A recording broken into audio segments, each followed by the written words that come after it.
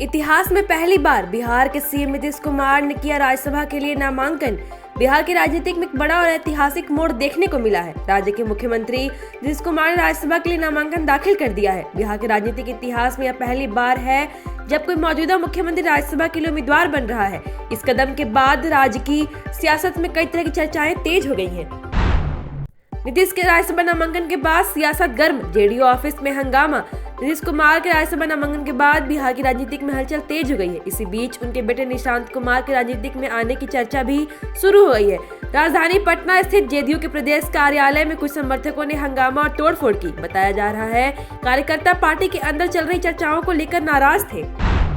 नीतीश कुमार समेत एनडीए के सभी 5 उम्मीदवारों ने दाखिल किया नामांकन। बिहार में सियासी उलटफेर के बीच आखिरकार मुख्यमंत्री नीतीश कुमार राज्यसभा चुनाव के लिए नामांकन दाखिल कर दिया। उनके साथ गठबंधन के सभी 5 उम्मीदवारों ने नामांकन दाखिल किया है। इस मौके पर केंद्रीय गृह मंत्री अमित शाह समेत गठबंधन के तमाम बड़े नेता मौजूद रहे। बिहार से नीतीश कुमार की विदाई पर रोहिणी आचार्य का वार। नीतीश कुमार के सीएम की कुर्सी छोड़ने और राज्यसभा जाने के ऐलान के बाद बिहार की सियासत गर्मा गई है। बेटी रोहिणी आचार्य ने एक्स पर लंबा चौड़ा पोस्ट लिखा है। उन्होंने लिखा, अपनों के साथ बारंबार बेवफाई करने वाले नीतीश कुमार जी खुद के गर्त में धकेले जाने और अपनी बदहाली के आप खुद जिम्मेदार हैं और आपके साथ आज जो हो रहा है आप उसी के हकदार हैं। राज्यसभा जाने पर सीएम के बहनोई का बड़ा बयान। नीतीश कुमार के बहनोई अनिल कुमार ने कहा कि बिहार नीतीश जी के साथ ठीक नहीं हुआ। नीतीश कुमार के बिना बिहार विधवा हो जाएगा। उन्होंने कहा कि बीच में ही उन्हें राज्यसभा भेजना सही नहीं है। बिहार में जो नीतीश जी के काम किया है उसे कोई भूल नहीं सकता।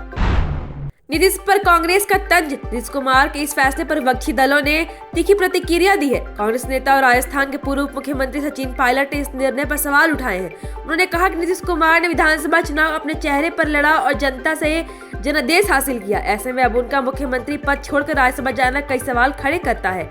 पायलट ने पूछा कि आखिर वह किसके दबाव में यह फैसला ले रहे हैं।